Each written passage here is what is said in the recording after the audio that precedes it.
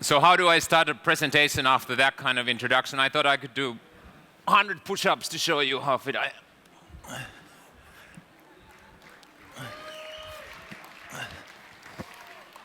am. 6. This feels pretty good. So I was wondering who I could make fun of during my presentation. So I'd like to see how many of you are entrepreneurs. Raise your hand. It's about 10%. And how many of you are individuals who are employed by other entrepreneurs? So 5%. So I don't know who the rest of you are. How many of you are unemployed or unemployable, like me? So I think there's at least one other person, so I'm not alone. So I have to admit, I like to get myself uncomfortable. And not only in the way that we Finnish people get uncomfortable, which is if you're closer than 1 meter to another human being, which I certainly get uncomfortable with, but also in this kind of way. So this is a picture from last summer, as you heard. My wife and I, we rowed across the Pacific Ocean about 4,400 kilometers, completely unsupported, from California to Hawaii. From Finnish perspective, that's about the same as rowing from Helsinki to Egypt. The truth is, this is what it felt like most of the time. Pretty wet, cold, moldy in the small cabin that we had. And I think some people would say dangerous. And the more I thought of the feeling I had there, which was basically being very uncomfortable most of the time, the more I realized that there's actually a lot of things in common with starting and growing a startup or high growth company. So I was going to share 3 brief personal stories to illustrate why being uncomfortable is not just important, but it's critical for being successful as an entrepreneur. So 3 personal stories. First one, this is a picture from September 2005. And I know some of you are thinking, oh, this must be the 6 best dressed men in the world. But it's not. It is the early team of Trulia, the online real estate marketplace that I co-founded. And I have this kind of what I call a fake American smile in the picture, or maybe I should say fake Californian smile, because you're supposed to smile all the time. But the reality was, I was feeling very uncomfortable and lonely at the time. Not only was my personal life pretty much a mess, I didn't even have a visa to stay and work as an entrepreneur in the US at that point. And financially, I had just about enough cash on my checking account to pay my next month's rent. And on top of that, I was carrying a $100,000 burden on my shoulders because I had about that amount of debt from the Stanford University that I had just graduated. So my personal suffering alone wasn't enough. What was happening on the business side, we had this amazing vision to build a real estate marketplace and change the way residential real estate is conducted in the US. But as I was meeting with angel investors, mainly in the Silicon Valley area, after about 30 or 40 pitches, I had heard 30 or 40 no's. So it was like having a wet towel on my face all the time. The feedback was, the world just doesn't need another real estate listings website. I also met with half a dozen prominent venture capitalists, the same area Ari was mentioning earlier, Sand Hill Road, and every single one of them said no, or maybe come back later. We also spoke with a couple of Stanford professors, wanted to have them as investors, advisors. The answer was the same. It doesn't make any sense. Well, I thought maybe we can get some industry executives, so people who built real estate software companies before, to be our advisors, because they certainly know the industry, and they know that there's a need for something like this. Well, the answer was the same. You guys, you're crazy. It just doesn't make any sense. We also had a third co-founder in the team, at that point. This person decided to leave because he thought this business doesn't make any sense, so he wanted to take a job. Fortunately, we had an amazing team, early team, but then one morning, this guy in a center in the middle, the lower row, sent me an email at 2 a.m. And he was responsible for our IT operations, so running the entire server farm that we had at that point, which wasn't too large, wasn't really a farm. So anyway, he sent me an email at 2 a.m. saying, I'm quitting. I'm not coming to work tomorrow.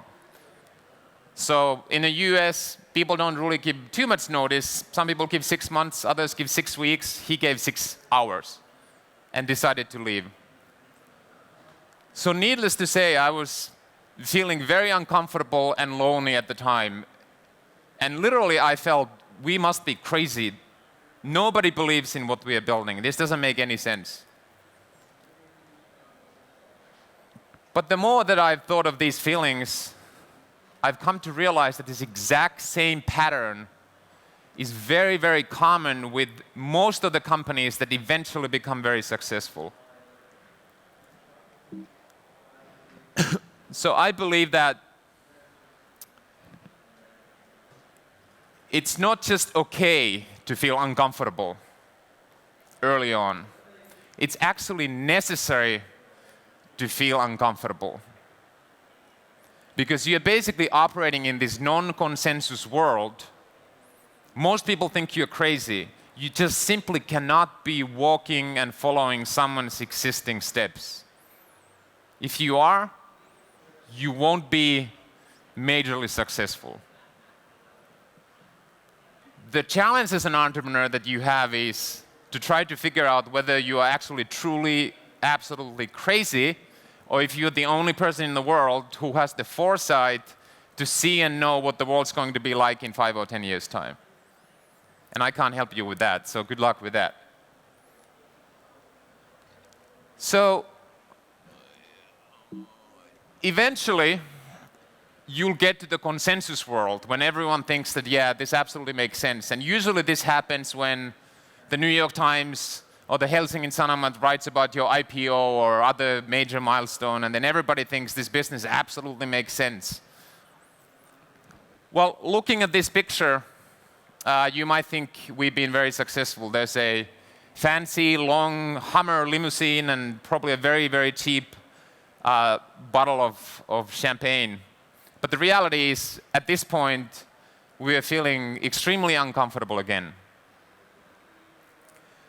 So what happened, just a few weeks after we launched our service, which at that point was very much a real estate search engine, we started getting letters from the most prominent real estate organizations in the US.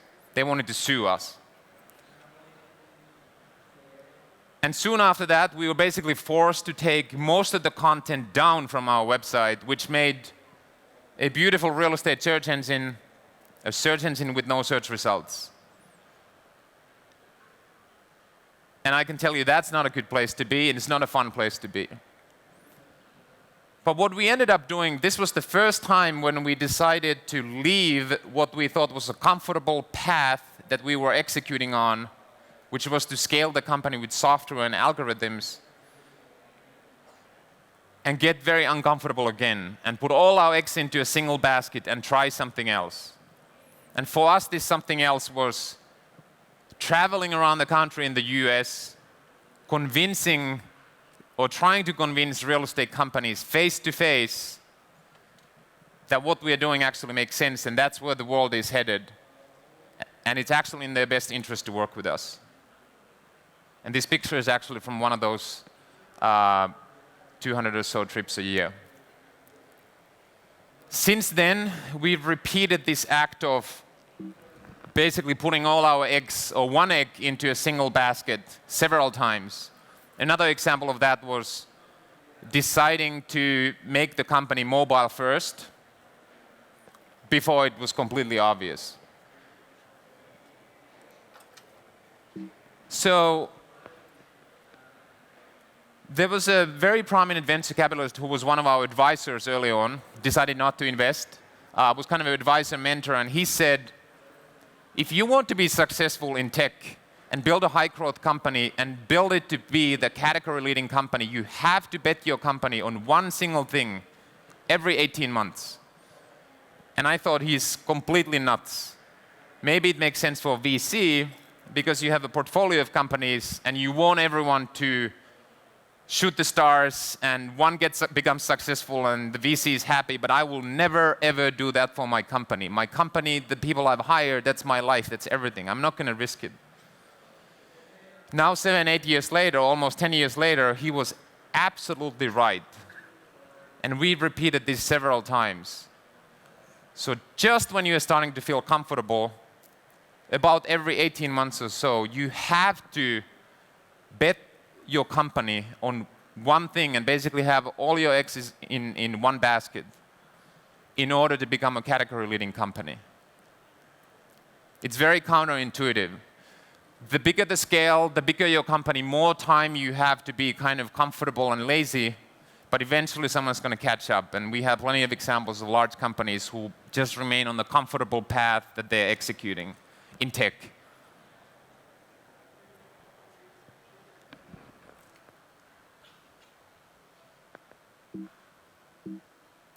So this clip is from 2008. It was probably the most uncomfortable year we had at Trulia. Most of you know, in 2008, September 2008, the entire world economy collapsed. Or maybe not totally collapsed, but the US residential real estate market totally collapsed. We had many of our clients went bankrupt. Our revenue growth stopped. We had a hiring freeze for about a year, so no hiring anyone because we had to preserve cash. And our investors seriously considered selling the company unless we could turn it back and get back to the growth track. So what did we do in this situation? At least to me as a Finnish entrepreneur, I did the most uncomfortable thing you can do, which is to leave your comfortable office and go and spend time in front of your customers. We wanted to spend much more time with our customers to understand a kind of a simple thing. What is it that these customers of ours, or potential customers of ours, need and want in this kind of a new world? And once we figured that out, we built products, or actually one single product, and started selling that like crazy. And in less than about 6 or 9 months, our revenues were growing faster than ever. And this may sound completely obvious, but it is amazing to me how fixing your customer's problem very often solves most of your problems.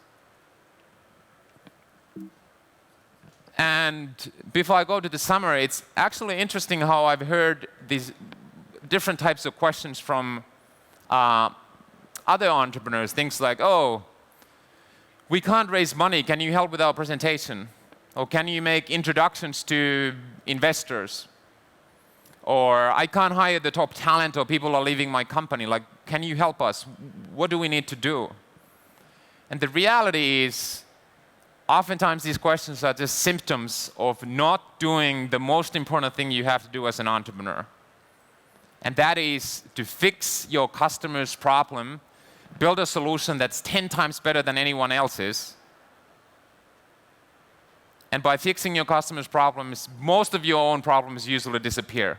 It sounds very obvious, but unless you do that, you have all these other problems that you're trying to solve, which are actually just symptoms of that fundamental thing. So my 3 simple stories, lessons why being uncomfortable is absolutely critical for being successful in building a high-growth company is 1, early on, you will feel very uncomfortable.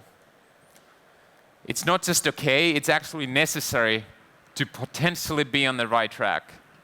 And then second, once you kind of feel that you're executing on the right path and you're kind of getting a little bit more comfortable and more people are believing in what you're doing, every 18 months, you have to put all your eggs into a single basket. And it's very counterintuitive, but you have to do that if you're in tech and you want to become a category leader.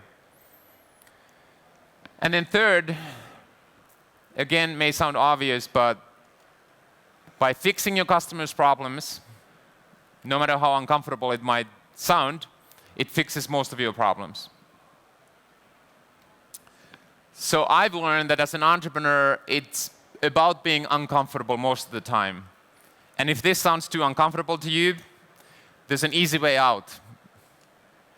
Just become an employee hired by another entrepreneur. Good luck.